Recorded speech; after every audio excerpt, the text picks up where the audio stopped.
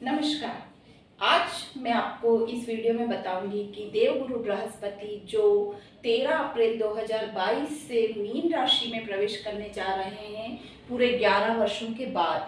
और इस मीन राशि के सहित 4 राशियों पर यह हंस नामक पंच महापुरुष राजयोग बना रहे हैं। हंस नामक पंच महापुरुष राजयोग बनेगा 13 अप्रैल 2022 से इन 4 राशियों पर 22 अप्रैल 2023 तक। इन 4 राशियों पर जो ये योग बनने जा रहा है ये बहुत ही शुभ है।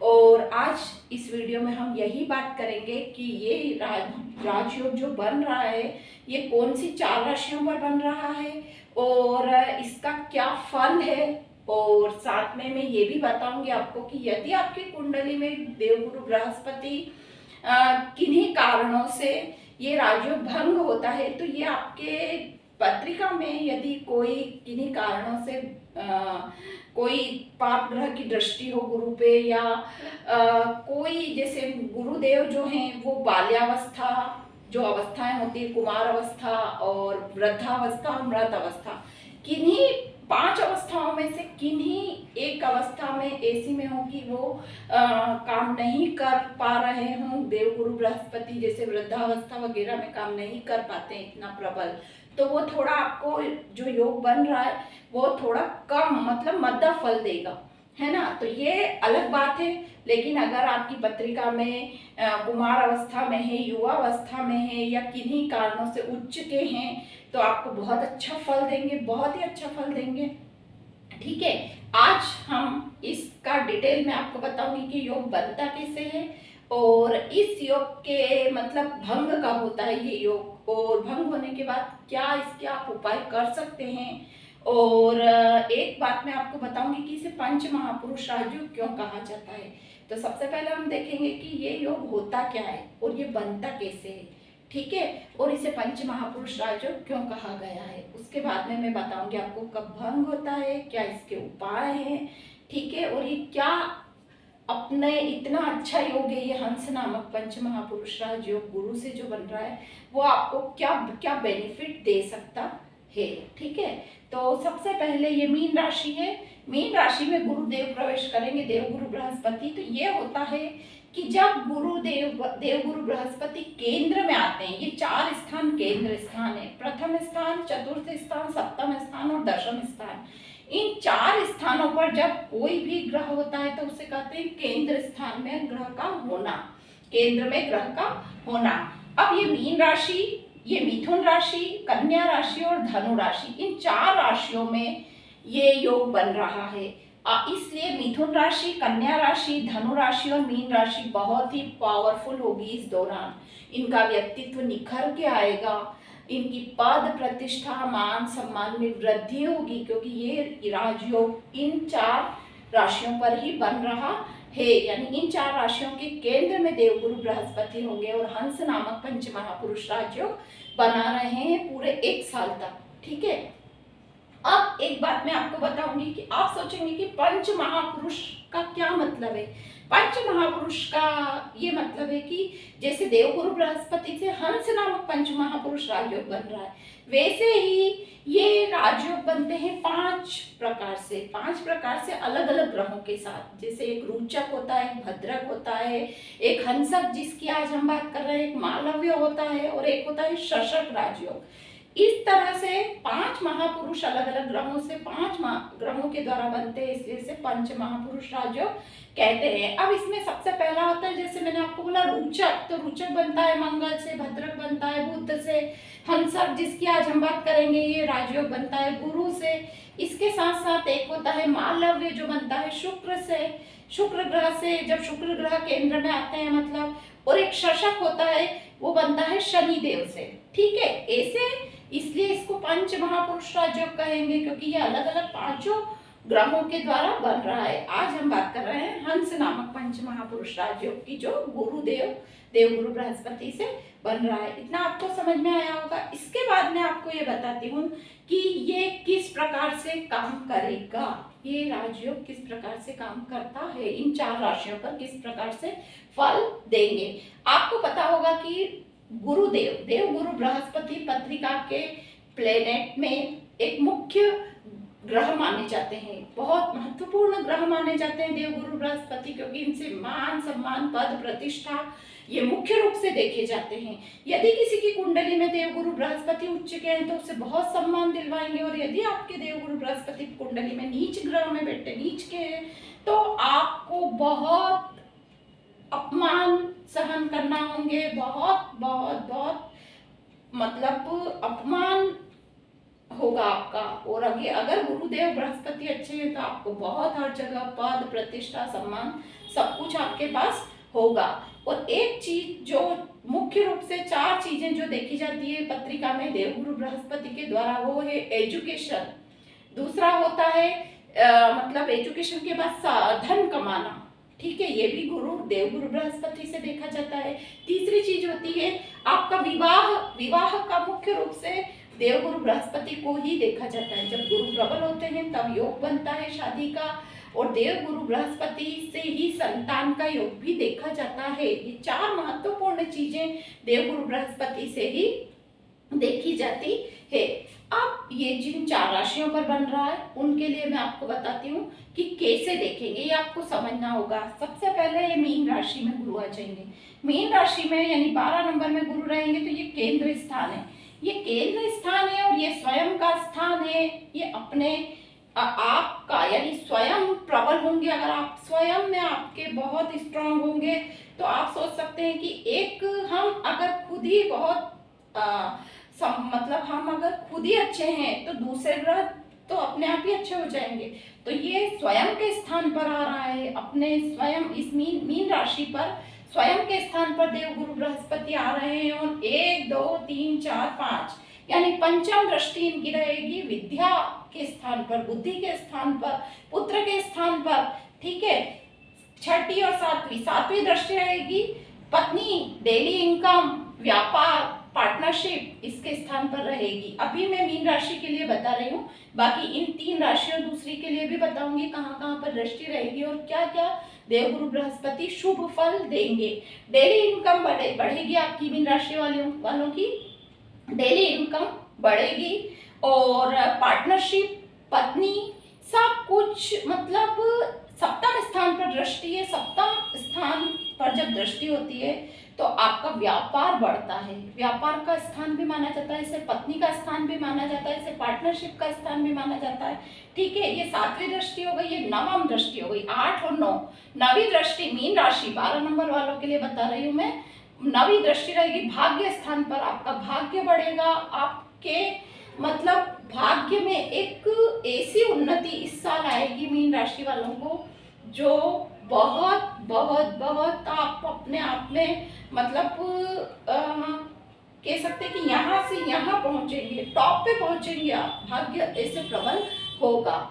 ये हमारी मीन राशि की बात हुई। अब इसी तरह से आ रही है देवगुरु बृहस्पति हंस नामक पंचमहापुरुष राजयोग बना रहे हैं मिथुन राशि पर भी।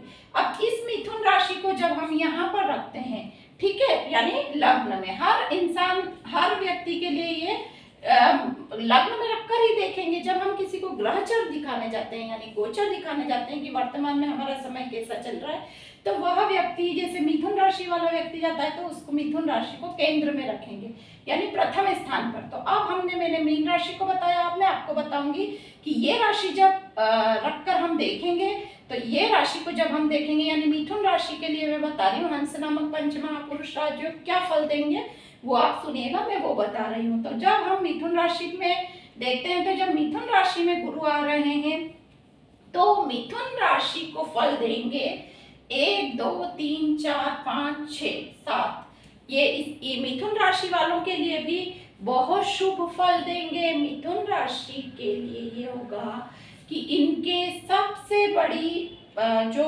दशम स्थान होता है यानी कर्म स्थान होता है उसके लिए सबसे ज्यादा पावरफुल होंगे। कर्म स्थान पर जब दृष्टि होती है तो देवगुरु बृहस्पति कर्म क्षेत्र को आगे बढ़ाते हैं। जिनके जॉब नहीं थे उनके जॉब लगेंगे, बहुत अधिक अच्छे फल मिलेंगे मिथुन राशि वालों को।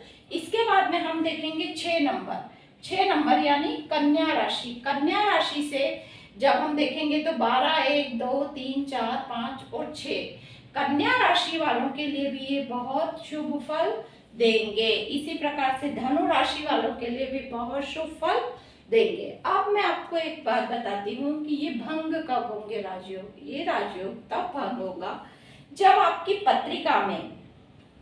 पत्रिका में यदि 0 से 6 डिग्री 0 से 6 यानी 0 से 60 डिग्री तक 7 अंश तक बाल्यावस्था रहती है। ये आपको अवस्थाएं अभी बताना ये अलग टॉपिक है, लेकिन अगर आपकी पत्रिका में बाल्यावस्था है या कुमार अवस्था है या युवा अवस्था है देवगुरु बृहस्पति की, तो आपको बहुत अच्छे फल देंगे। और यदि आपकी पत्रिका में वृद्धावस्था है और गुरु उच्च के हैं तो भी फल देंगे, लेकिन उसकी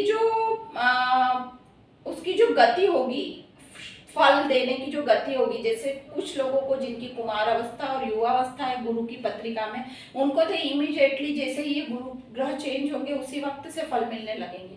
लेकिन जिन लोगों के इसमें वृद्धावस्था में है या मृत अवस्था में 24 से 30 डिग्री तक ग्रह मृत अवस्था में रहते हैं और 18 से 24 डिग्री तक वृद्धावस्था में रहते हैं, तो इन अवस्थाओं में आपको थोड़ा मध्य फल देंगे यानी धीमा फल देंगे। और बाकी आपके लिए ये बहुत राजयोग शुभ रहेगा। ठीक है, अब एक बात मैं आपको बताई थी कि इसके लिए आप अगर भंग होता है या आपको आपके हिसाब से पता होगा आपकी पत्रिका में कहाँ पर ये योग भंग हो रहा है। ठीक है, अब मैं आपको बताती हूँ कि कैसे ये मतलब आप इसके लिए क्या कर सकते हैं यदि भंग भी हो रहा है ये राजयोग। एक उपाय जो शब्द है इसको मैं थोड़ा सा कम बिलीव करती हूँ, इसलिए कि अगर आपको पता है कि पत्रिका में हमारा एक ज्योतिषीय होता है कि पत्रिका में आपको ज्योतिष कितना अच्छा शास्त्र है या एक ऐसा ज्ञान है जिसके माध्यम से आप ये पता कर सकते हैं कि आपकी लाइफ में क्या अच्छा हो रहा है या क्या टिपिकल है, तो आप उसके अकॉर्डिंग कर्म करेंगे, उसके अकॉर्डिंग आप अच्छा या बुरा कार्य अपना करते हैं। जैसे बुरा कार्य नहीं करेंगे और अच्छे काम में प्रोत्साहन से करेंगे कि मेरा पत्रिका में अच्छी चीज है। और यदि आपके कहीं पर कुछ है तो अगर आप ये सोचते हैं कि हम उपाय करते हैं और कर्मों पे ध्यान नहीं देते हैं, तो ऐसा नहीं होता है। उपाय अपनी जगह पे है, कर्म करना आपको अपना है, क्योंकि आपका अगर ज्योतिष में विश्वास करते हैं तो आप सबसे अधिक कर्म पर ही विश्वास कीजिए। ठीक है, मैं आपको उपाय बताऊंगी, उपाय करिए। आपकी श्रद्धा है तो आप उपाय जरूर करिए। लेकिन ज्योतिष एक इतना अच्छा शास्त्र है कि अगर आपको पता हो कि आपका अच्छा क्या है पत्रिका में या कुछ टिपिकल है जो क्या है, तो आप स्वयं ही अपने कर्मों के द्वारा उपाय अपने आप ही हो जाएगा। अगर आप अच्छे कर्म करते हैं तो, आप सचेत रहते हैं तो, अपने हर अच्छे बुरे कामों के लिए अगर आप सचेत रहेंगे तो आपको उपाय की आवश्यकता नहीं होगी। ठीक है, अभी हम बताती हूँ मैं आपको कि देव गुरु बृहस्पति के लिए आप ये कीजिएगा। यदि आपकी पत्रिका में किसी कारण से भंग हो रहा है या वृद्धावस्था या मृत अवस्था में देव गुरु बृहस्पति है, तो आप इसके लिए अपने पत्रिका को मतलब बताइएगा किसी को कि आप अगर पुखराज रत्न धारण कर सकते हैं तो वो करिए। उससे आपको इस 1 साल में बहुत फर्क होगा, बहुत मतलब गुरु को बल मिलेगा। और दूसरी बात, एक आप सबसे बड़ी बात ये कीजिए, दान एक ऐसी चीज है जो करने से हमको खुद तो, यदि आप दान कर सकते हैं, जैसे देव गुरु बृहस्पति के लिए धर्म स्थानों पर या धर्मशालाओं में आप अगर कर सकते हैं तो आपको दान करना आवश्यक है। एक तीसरी बात मैं आपको बताऊंगी वो ये कि आप जहां पर अगर आप दान भी नहीं कर सकते हैं तो आप ये करिए कि आप किसी देव स्थानों पर, साधु संतों पर, या आपके स्वयं के गुरु होते हैं, हमारे गुरु होते हैं, या आप जिनको अपना गुरु मानते हैं, कोई कलीग भी हो सकते हैं आपके जिनको आप गुरु मानते हैं, या उनके नक्शे कदम पे चल के आप आगे बढ़ रहे हैं, आप उनको अपना सतगुरु मानते हैं, तो आप उनके गुणों का बखान कीजिए। इससे भी ये हंसक नामक पंच महापुरुष राजयोग बहुत पावरफुल होंगे। ठीक है, इसके बहुत ही सरल से उपाय बताया है मैंने आपको कि आप देव गुरु बृहस्पति यानी आप जिनको भी अपने गुरु मानते हैं, सदगुरु मानते हैं, उनका बखान कीजिए, उनके पास बैठिए।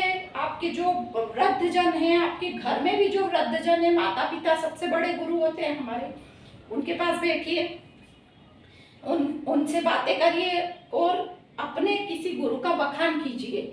ये अपने गुरु के पास कुछ समय जाकर बिताइए। अगर आप दान कर सकते हैं तो अपने सतगुरु को, अपने मतलब किसी देव स्थान पर आप दान कीजिए। कोई आपको कमी तो नहीं होगी, अगर आप कर सकते हैं तो आप दान कीजिए। दान बहुत अच्छा एक तोड़ है ना। हंस नामक पंच महापुरुष राज जो गुरुदेव गुरु बृहस्पति से बन रहा है, और ये धर्मशाला और धर्म स्थानों पर आप दान कीजिए। इससे बहुत फर्क पड़ेगा। अपने बुजुर्गों के साथ, अपने गुरुजनों के साथ कुछ टाइम स्पेंड कीजिए। ठीक है, आज के इस वीडियो में इतना ही। अगले वीडियो में हम फिर मिलेंगे, तब तक के लिए नमस्कार।